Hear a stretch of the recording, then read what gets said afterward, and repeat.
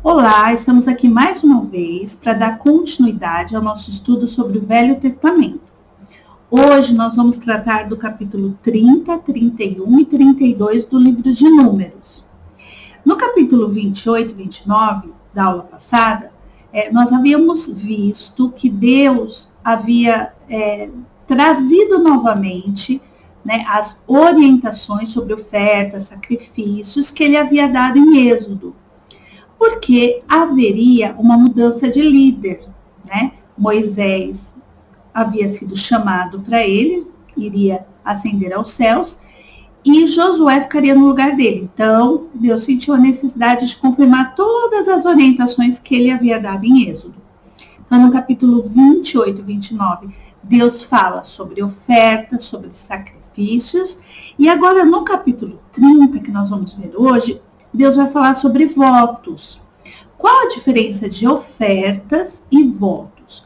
Ofertas é aquilo que você dá ao Senhor e que de gratidão, geralmente é de gratidão, e faz com que nasça uma semente que Deus já vai cultivar para que ela renda algum fruto.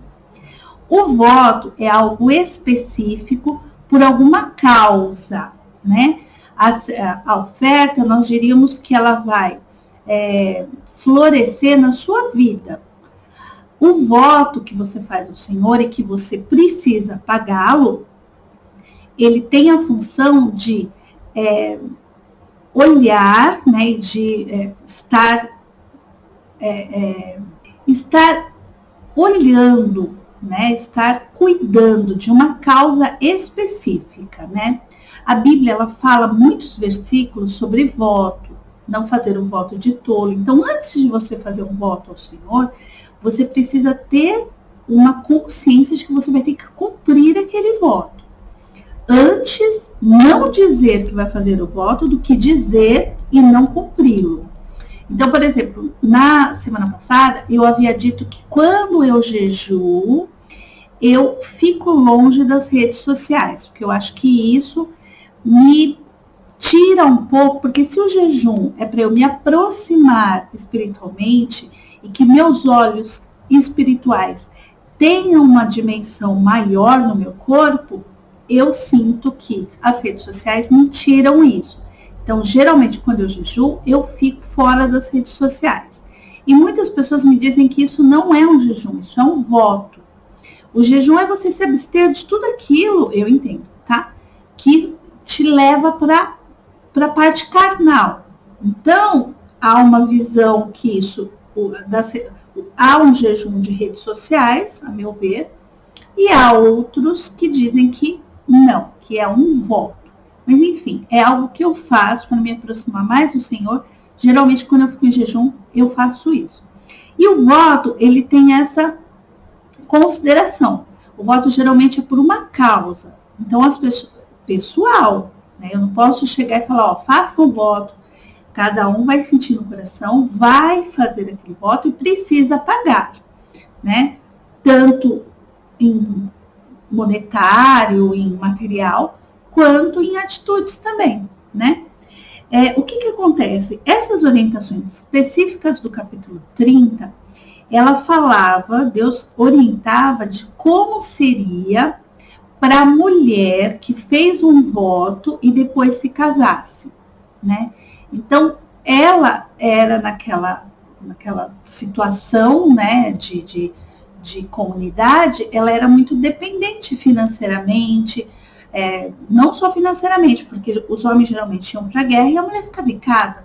Então, supondo que ela fizesse um voto de estar 10 horas por dia na presença do Senhor, por exemplo, orando, ela ia deixar os afazeres, ia ter filhos, e isso ia complicar. Então, o que Deus faz no capítulo 30? Ele vai fazer uma orientação de que se a mulher solteira faz um voto e depois ela casa, o marido poderia livrá-la dessa obrigatoriedade de fazer o voto sem trazer consequências para ela, de tudo aquilo que a gente já falou, que o não cumprimento do voto pode acarretar, tá? Então, o capítulo 30, ele trata sobre isso. Não é nada de feminismo ou não, né? Não é nada disso. É uma situação, assim, para que a família não fosse prejudicada, né? Não entraria em conflito. Eu fiz um voto, eu era solteira, agora eu casei, eu vou ter que cumprir, e dar aquela complicação no casamento. Então, Deus teve essa sabedoria de estar orientando dessa forma. No capítulo 31, há um confronto final entre os israelitas e os midianitas. Midianitas é aqueles que a gente conversou quando Balaão, né, se juntou lá com os moabitas para falar, para amaldiçoar, tentar, né? Eles só tentaram, eles não conseguiram, para tentar amaldiçoar os israelitas. Então, o que acontece? Os midianitas estavam juntos com os moabitas. E no capítulo 31, Deus manda efetivamente exterminar com aquele povo. E quem está no meio daquele povo é Balaão, né? Que a gente viu que realmente ele tinha tido uma linha de intimidade com eles, né? Por isso que ele deu toda a dica para que os moabitas e os midianitas conseguissem persuadir os israelitas a pecar com as mulheres, né, que a gente já falou na outra aula. Se eu não me engano, está no capítulo 22 de Números. Mas eu posso colocar aqui na legenda também. O que acontece? Algumas coisas também no capítulo 31 são importantes. Além da guerra, né? E do extermínio dos moabitas, inclusive de Balaão, que estava junto lá, foi exterminado também. Deus, ele dá uma orientação de conduta quando há uma guerra. Então, assim, os despojos de guerra, que é o que sobrou da guerra, tudo aquilo que eles conseguiram, Deus também vai orientar. E Deus, ele fala uma coisa muito importante no capítulo 31, que é: não perdoe o seu inimigo. Os israelitas perdoaram as mulheres. Então, eles mataram todos os homens midianitas e pegaram as mulheres. E Deus fica muito furioso. Mas a gente precisa olhar toda essa situação numa visão espiritual. Às vezes, o nosso inimigo, eu não estou falando da carne.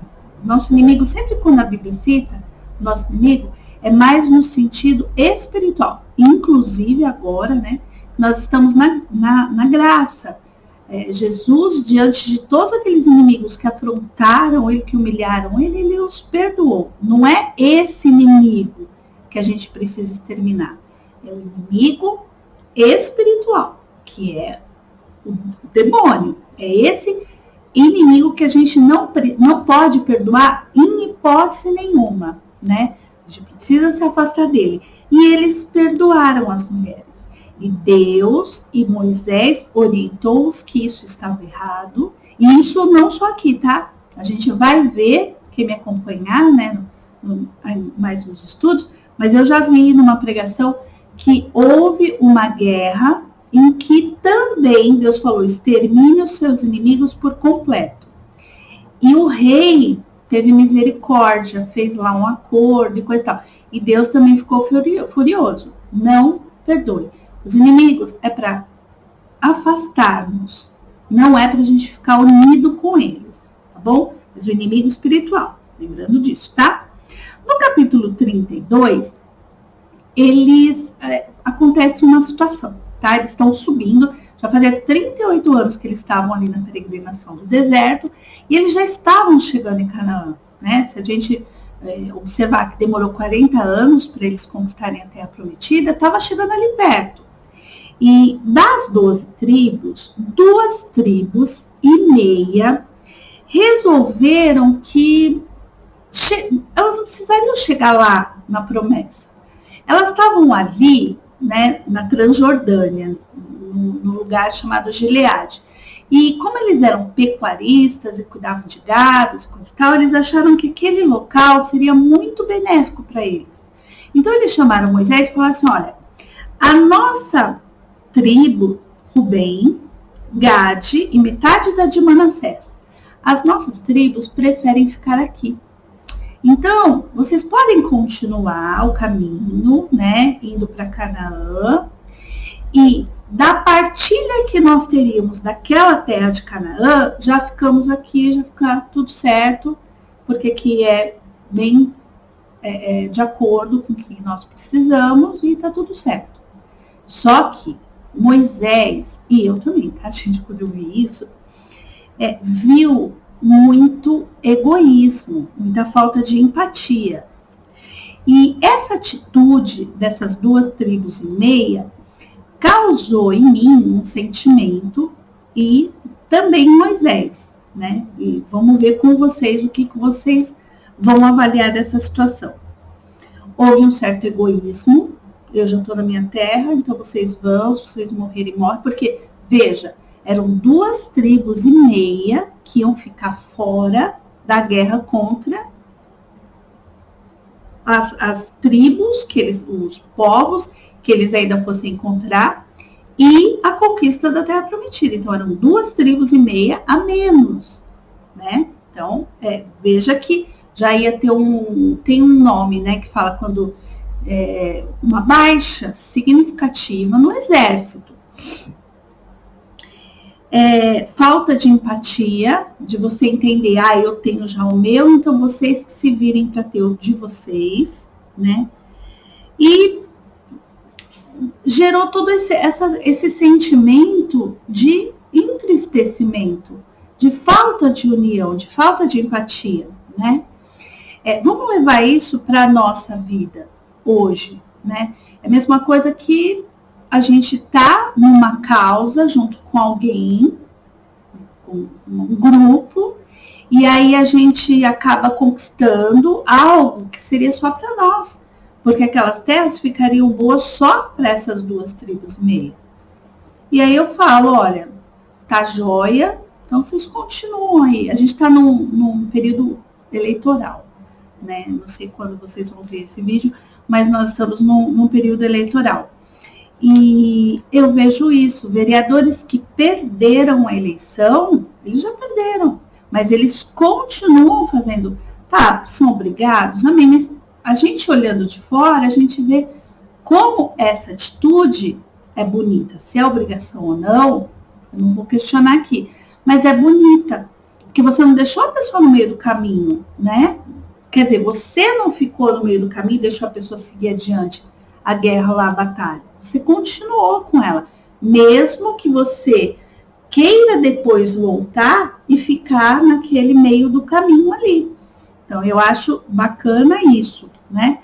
Então, e para Moisés, isso gerou um sentimento de egoísmo, né? De tristeza diante disso.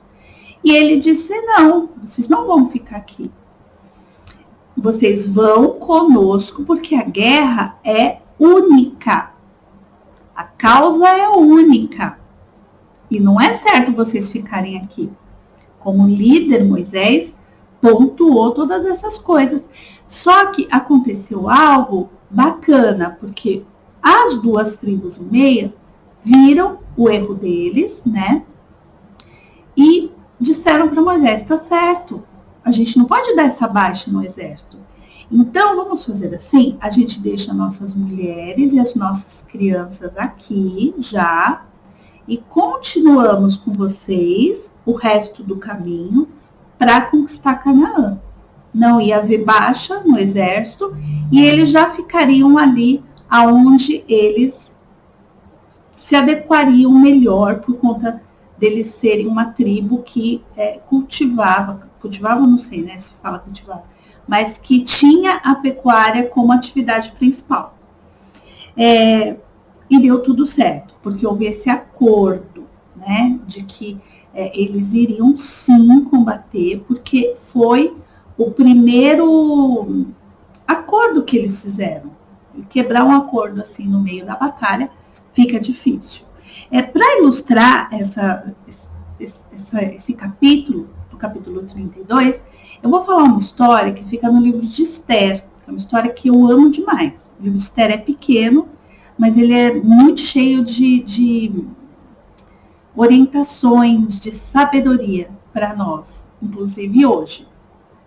Esther, ela era uma judia que naquela época estava refugiada. Então eles haviam se exilados no reino Medo e Persa. Eles não tinham nada a ver com o reino Medo e Persa, mas eles haviam se exilado lá, né?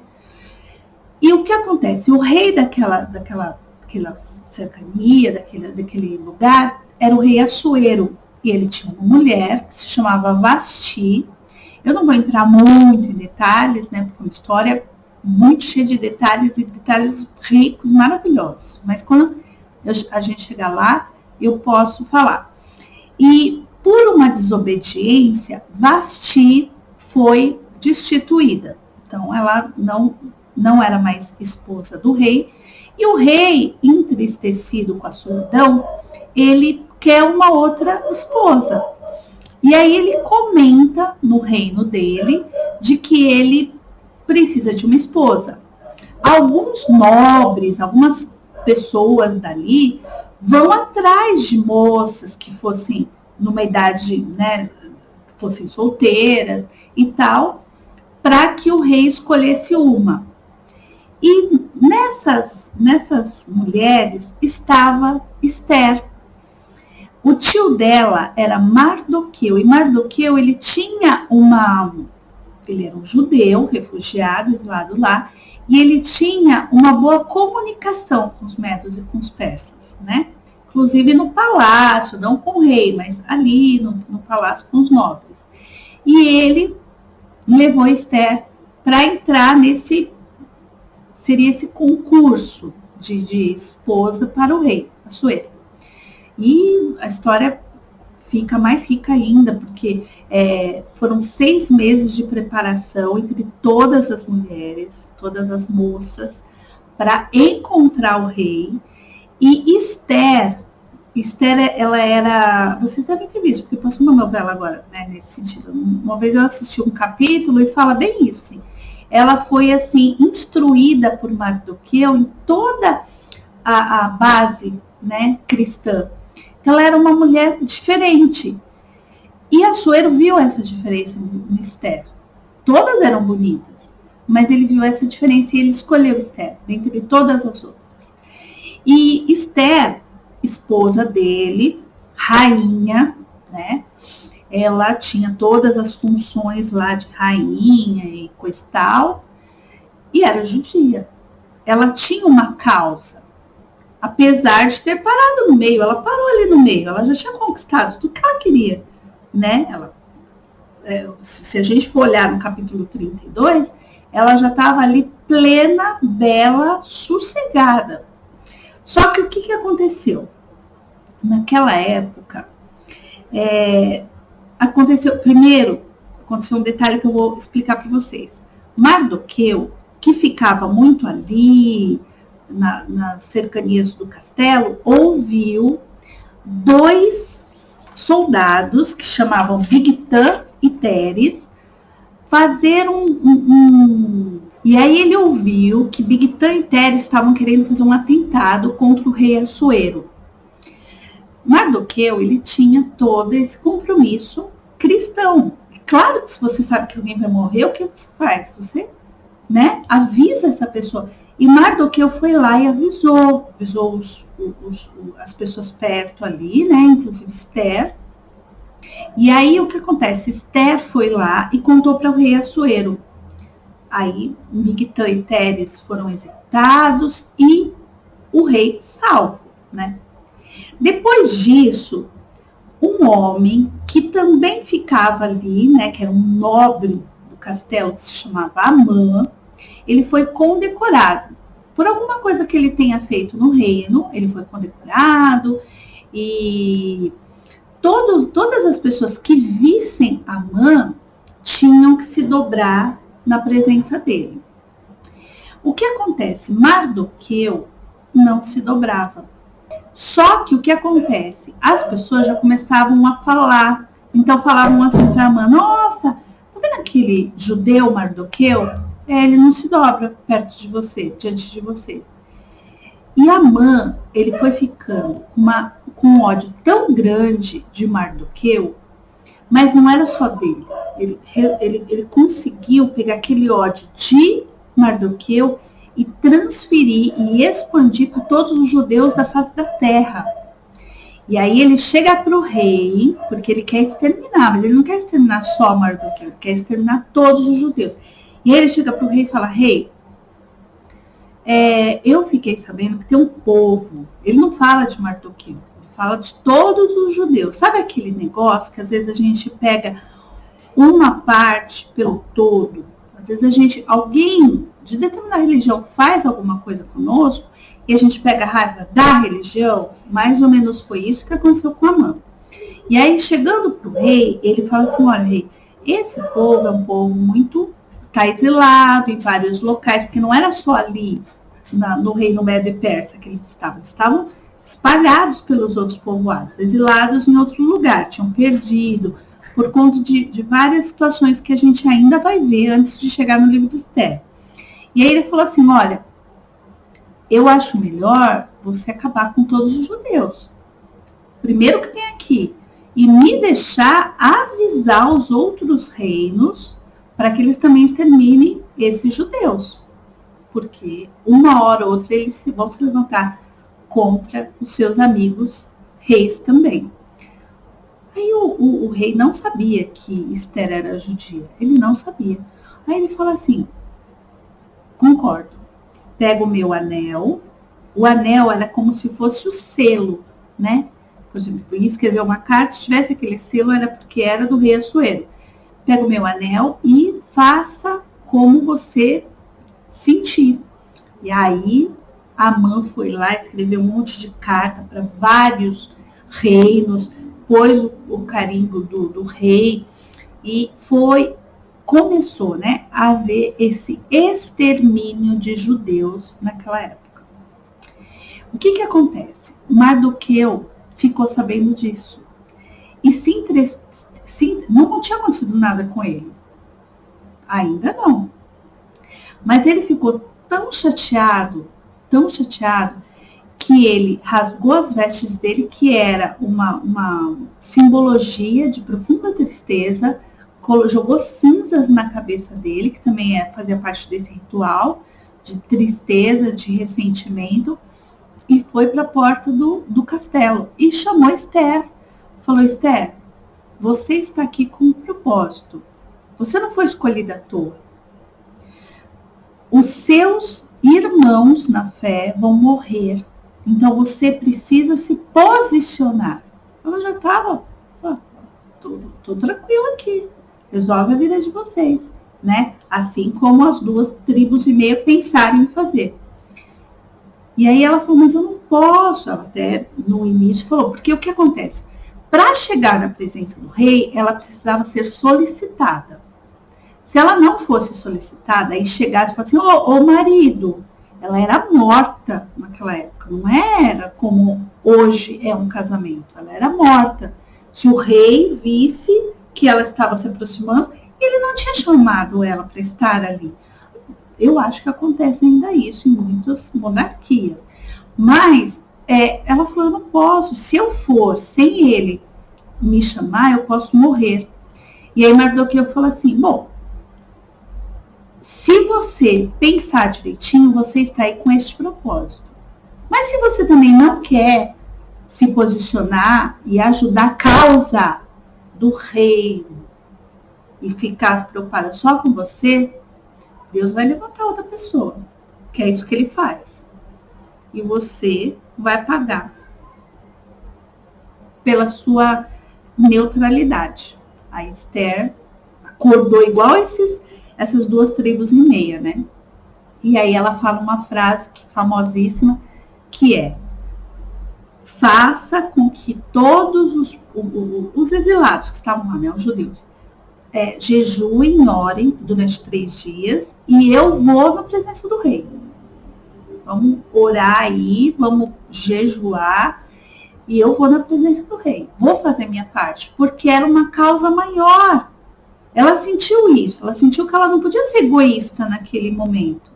E aí ela falou, e se perecer, pereci, que é uma das frases que eu acho assim mais profundas, né? Se perecer, pereci. A gente vive numa situação mundial complicada, mas se nós vermos a liberdade, por exemplo, aqui no Brasil, em outros países que a gente tem de ter uma Bíblia em casa, hoje eu estar fazendo esse vídeo, a gente agradece muito, porque teve pessoas no passado, e a gente sabe biblicamente que no futuro vai acontecer, que elas não vão ter essa oportunidade, né? Elas vão ser punidas, inclusive, se elas fizerem isso. Então, Esther, ela entende a causa do reino, e ela fala isso. E depois de 3 dias, ela vai até a presença do rei Assuero, e na hora que ela entra, claro que ela está com o coração, imagina, na boca.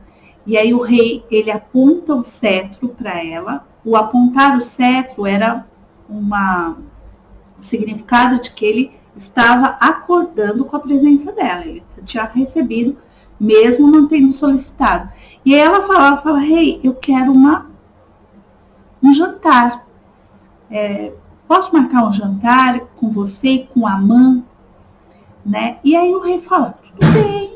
Ele fala, ele gosta tanto de Esther que ele fala assim, Esther, não só isso, se você quiser metade do meu reino, eu te daria, porque ele sente por Esther algo além do amor carnal. Você vê que ele teve, claro, outras mulheres, ele tinha, porque ele tinha um harém, né? Não vamos entrar nessa parte. Mas ele tinha por Esther um amor, além de esposa. Era um amor mesmo em relação ao que ela servia, ao reino que ela servia. E aí ele fala, tudo bem. Ela fala, não, eu quero um jantar. Ela não quer o reino. Você vê que ela poderia ter parado no meio do caminho, né? Igual as 2 tribos mesmo. Ela falou, não, eu quero um jantar.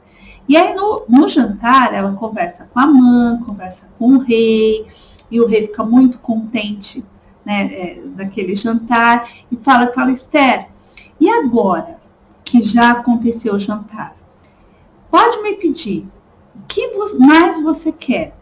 E ela falou, eu quero um outro jantar amanhã.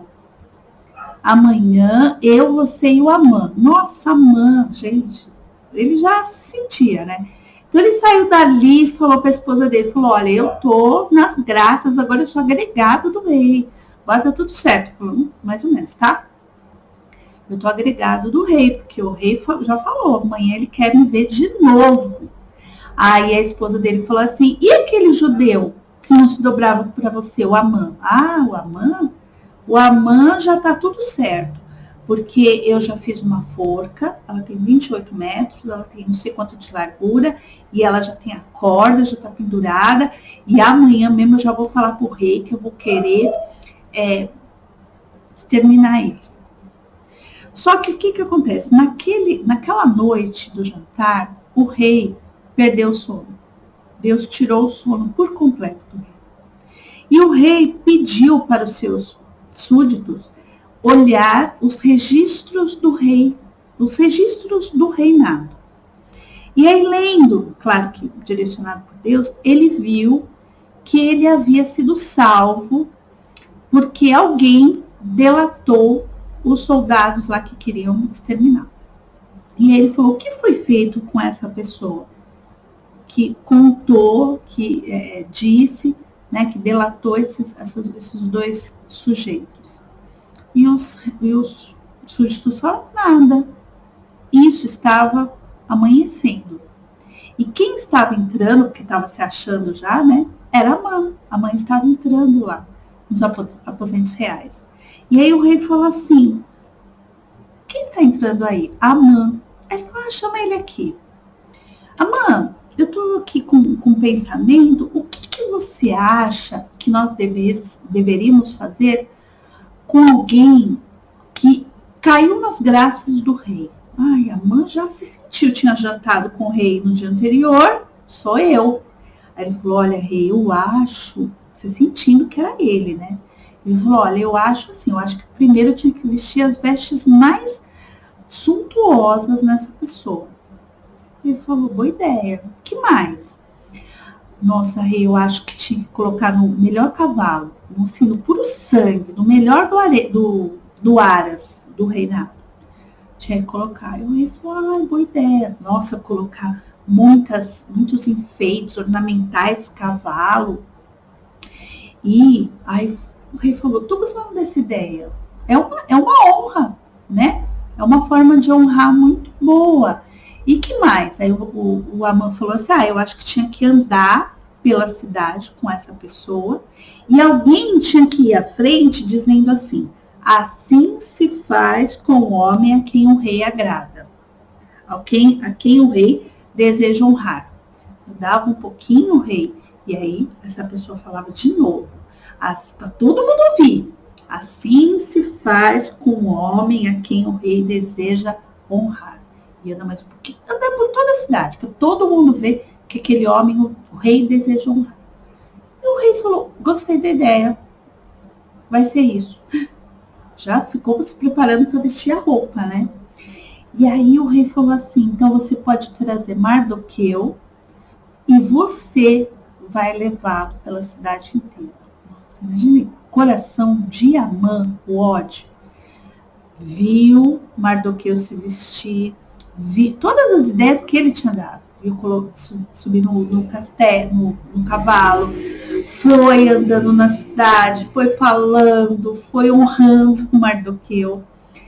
E aconteceu isso. Quando foi à noite, o ódio dele tinha inflado, velho, tinha ficado maior ainda. E aí ele, agora eu vou mandar matar esse Mardoqueu, esse judeu. Ele já estava com ódio. Então, multiplica esse ódio por tudo isso que aconteceu. E aí, chegando no segundo jantar, a rainha Esther disse para o rei, ela falou assim, rei, eu sou judia e Amã quer destruir todos os judeus. E nós não somos um povo que... E ele explicou a causa do reino. A causa maior do que ela. O rei já amava ela. Não importa se ela era judia ou não. Mas ela explicou a causa do reino para o rei.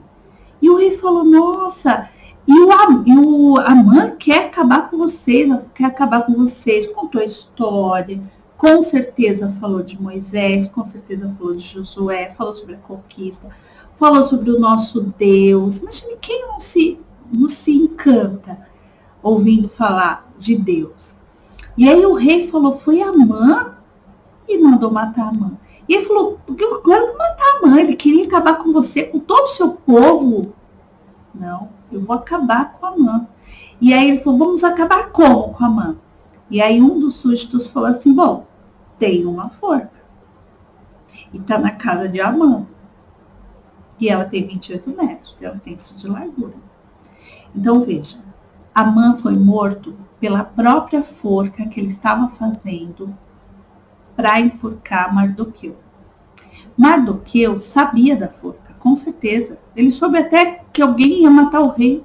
Mas ele se preocupou? Não, ele não se preocupou, porque acima dele tinha uma causa. Era a causa do reino. Será que o nosso posicionamento está igual o das 2,5 tribos antes do conselho de Moisés ou depois? A gente está sendo egoísta de pensar só na gente ou a gente está pensando numa causa?